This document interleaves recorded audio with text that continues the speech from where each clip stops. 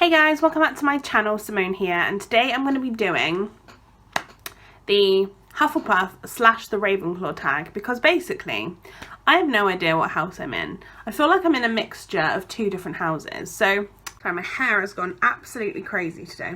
So basically I always used to think I was in Ravenclaw when I was very little. I always used to think I was in Ravenclaw, was expecting to be in Ravenclaw, did the Pottermore test when it first came out, and I became a Hufflepuff, and I was like, what the hell, I'm not a Hufflepuff, that doesn't make any sense. And then I found a load of people like Emily and Charlie, for example, who are Hufflepuff, and I was like, of course I'm Hufflepuff, these are my people. And then I was like, wait a minute, but I still feel like I'm Ravenclaw. Then the Pottermore test changed and I did it again and it said I was a Ravenclaw, and now I have absolutely no idea. So I've decided I'm a Huffleclaw Ravenpuff. I'm a Ravenpuff, I like that.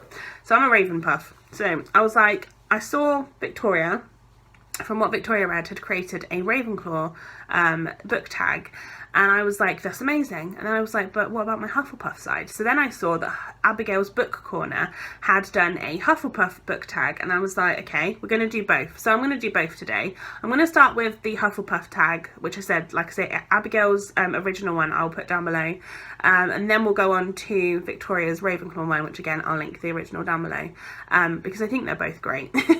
And I just really want to talk about books and be all like in my Harry Potter house. So yeah, let's start with Hufflepuff. I'm actually going to put two polls on this video. So the one I'm going to post up here now is what Hogwarts house are you? I want to know who my viewers are. What houses are you? So yeah, please answer the poll up there, and then later on in the video, after I've done these, I'll ask you what you think I am, because I'm really interested to know what you think, what my main, bit is. So Hufflepuff, let's go. So the first question is, Harry Potter. Which Harry Potter book is your favourite? I was going to say my favourite often changes, and it did for a long time, but I feel like I've been on the same one as my favourite for a long time now. So I'm going to I think it's pretty much stuck with this now. This is Goblet of Fire. This is book 4 in Harry Potter series, and I think it's my favourite. Also, can you tell how like sun damaged this is? Because this is my copy from as a kid, and it's really like, look at that, that's awful, isn't it? But I love it. It's also probably my most, I wasn't say it's my most read, but it's probably not, because I've definitely read the first 3 a lot, because they're so short as well. But it's my most enjoyed for sure. I love this one because it has so much in it. Like, obviously it's the first book that's big, and like bigger than 200 pages. I think, how long is this one actually? What is it? 636 pages. It has the Quidditch World Cup at the beginning. It has the Triwizard Tournament throughout. There's lots and lots of things happening in it. All the characters I love are in it. Yeah, I absolutely love this one. It's for sure one of my favourite. I also really love this illustration of him trying to get the egg. Yeah, it's got dragons in it. Yeah, this is probably my favourite just because there is so much happening in it, and I just love it. Question number 2 is loyalty. Hufflepuffs are known for their undying loyalty. Name an insta-buy author. My insta-buy author, I don't really have insta-buy authors because I don't buy new books very often at all. So this is not really, other than J.K. Rowling, who I have now, I think, read or owned all of her books.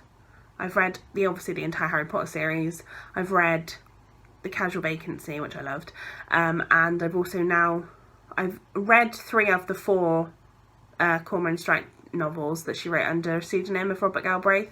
So I've read the first 3 and I own the last one. So I guess she's probably an auto-buy author for that. But I have to also mention Patricia Cornwell, which you all know. I feel like I babble on about this woman all the time.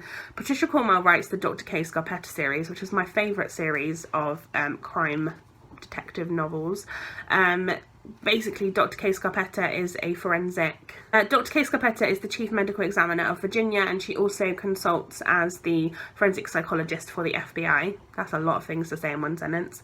And I absolutely love her. I don't even know which book this is in the series. I am currently rereading the series. So I've read a lot of the books out of order, and I'm now rereading all of the books in the correct order. So I think I've read 3 so far. I think this is definitely not anywhere near, I don't think. It's probably got ages yet till I get to this one. But there are, as you can tell, loads of them. I think there's like 20 plus books in this series. But I really enjoy her writing. She's definitely an auto-buy author in that If I happen to see her in a charity shop and I've not got the book, I will definitely pick it up, mainly because it's generally this series and I really want to read them. But I have also read quite a few of her standalones. I just really love her writing. They don't necessarily... I feel like if this was the first time I read these, I'd be like, not sure how I feel about this now. But I just love them. So, yeah, I'm definitely a fan. Animals/magical creatures. As Hufflepuffs, we tend to have a great love for animals. Name a book/series that has your favourite animal/magical creature in it. So I haven't actually read this book, but my favourite animal is dogs. I love dogs. I'm a big dog fan. I will post a picture up here of my dog. He died last year, but I love him and I need to like have some dog time on this video as well. And the book I've gone for, I actually feel like I realise now that this is not a good book because the picture on the front, I'm pretty sure the dog dies. So maybe this is not the book to recommend. However, this is the book I had out. It also has dog in the title. This is The Curious Incident of the Dog in the Nighttime. As you can tell, this dog is not loving life right now. So yeah, maybe this is not the book, but this is by Mark Haddon. This, I believe, is a murder mystery novel like no other. It follows Christopher Boone, who's 15 and has Asperger's syndrome. He finds a neighbour's dog murdered. Maybe this is not the dog book I was expecting. Anyway, he sets out on a terrifying journey which will turn his whole world upside down. So I think this is meant to be quite a sad book, but also quite funny in places. Obviously, the dog must get it. So that's sad. But at least I'm aware of that now going into it, because I did not know that before. I mean, I would have guessed opening the front, I suppose, but I think this is a really interesting book, and I have read a Mark Haddon book before, and it was weird, but I enjoyed it. So, yeah. Trustworthy. We Hufflepuffs are very trustworthy, however, books can also be very trustworthy. Name a series in which none of the books disappointed you.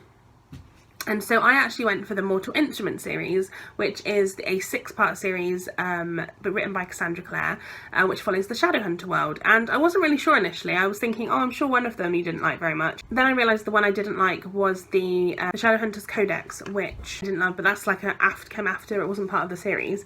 I looked back on Goodreads and I gave all of these books either 4 or 5 stars. So, I mean, that's pretty trustworthy. This follows a group of characters who essentially fight demons and save the human world from demons, or try to. And yeah, I really love this series. This one is City of Ashes, which is book 2, because I don't have all of the books anymore. I've kept this one because I have it on my Audible and I like to follow along as I read books on Audible. So yeah, this series was very trustworthy to me. I really enjoyed it. Next up is caring. Us Hufflepuffs care for others a lot, even fictional characters. Name a book/series whose main character holds a special place in your heart. So I went for this one for something that's probably a bit more recently, that I've kind of like grabbed hold of her and wanted to like squish her, and that is Maddie Fraser from the book Always the Bridesmaid by Lindsay Kelk. This follows a woman who has always been the bridesmaid, and now finally she gets a shot, but her 2 bridesmaids hate each other, her 2 best friends hate each other, and it's about her then having to deal with everything. I can now feel her pain not in the like I don't think any of my bridesmaids hate each other, fairly certain they don't. But I know what she means in terms of like planning weddings and like being centre of attention suddenly, and having to like figure out what the hell you're doing and what's going on. So yeah, I do get it. And yeah, I definitely want to squish her, and she definitely has a special place in my heart now.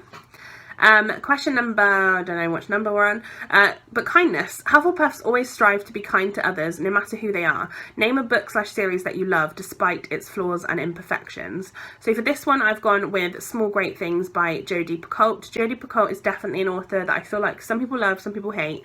I love her. I've read a good number of her books now throughout my younger years and more recently. I read Small Great Things last year, and it follows a black nurse who works in a maternity ward, and one day a white couple, I think they're white supremacists or something, and they basically like refuse to allow her to touch their baby, and then it's about what happens when she's the only woman or the only nurse left in the room at one point with this baby, and the baby starts to go into, like, have problems, and then she doesn't know whether she should touch the baby and help it or not, and she's torn, and then she's then the last person that touches the baby, I think, before the baby dies, and it's then a case of then what happens then. It kind of I've always said it reminds me of, like, what would happen to Star from or it reminds me of Star from The Hate You Give if she was older. Like, the character definitely has the same feeling to me, and it kind of makes me feel sick to read it. Like, it genuinely made me feel angry and sick, and I think there are definitely imperfections in the book, but I gave it a 5-star because I was just so blown away by it, and found it so interesting, and I think it's a really important story. So yeah, that was my book one for this one. And then the last question in the Hufflepuff tag is patience. Hufflepuffs tend to be very patient, and that's a useful trait when reading slow-paced books. Name a book you struggled to get through but stuck it out until the end. And for this one, I've gone with The Fellowship of the Ring by J.R.R. Tolkien, and actually the second one as well. I've read The Fellowship of the Ring, and I've also read The Two Towers, which is the first 2 books in the Lord of the Rings trilogy. I haven't yet read the final one, mainly because I don't own it, but it is a bit of a slog. Their writing is really, really difficult to read, but I did enjoy it to some extent. It's like I would say it was like a medium. It was kind of disappointing in terms of the fact that I really, really loved the films. I didn't love the second film very much, and I really didn't like the book very much, so it kind of makes sense, I suppose. But yeah, I do really want to read the final one to finish off the series, but yeah, I don't know if I'd be reading it anytime soon because it's quite a difficult one to get to. So that is the Hufflepuff tag. Now we're on to the Ravenclaw tag, as I said, created by the lovely Victoria, from what Victoria read. The first question, let's get straight into it, is let's go back to Hogwarts. Which is your favourite of the Harry Potter books? So as I said before, it's Harry Potter and the Goblet of Fire. Yeah, still love that one. Question 2. Now it's time to move up to the common room at the top of Ravenclaw Tower. A riddle is needed to open the door. Challenge your viewers with your favourite riddle and leave the answer in the description. So I'm not very good at riddles. So I had one, but I'm pretty sure it's not that hard. So my riddle is, what has hands but can't clap? Leave me your answers and I will leave the answer at the very bottom of the description. Question number 3. We've made it into the common room where everything is in the house colours of blue and bronze. Recommend a book with blue or bronze on the cover. So the book that I'm going to be recommending to you is Unnatural Causes by Dr. Richard Shepherd. This, I'll put up here, is obviously a very, very blue book. This is a non-fiction, medical non-fiction about Dr. Richard Shepherd, who works as a forensic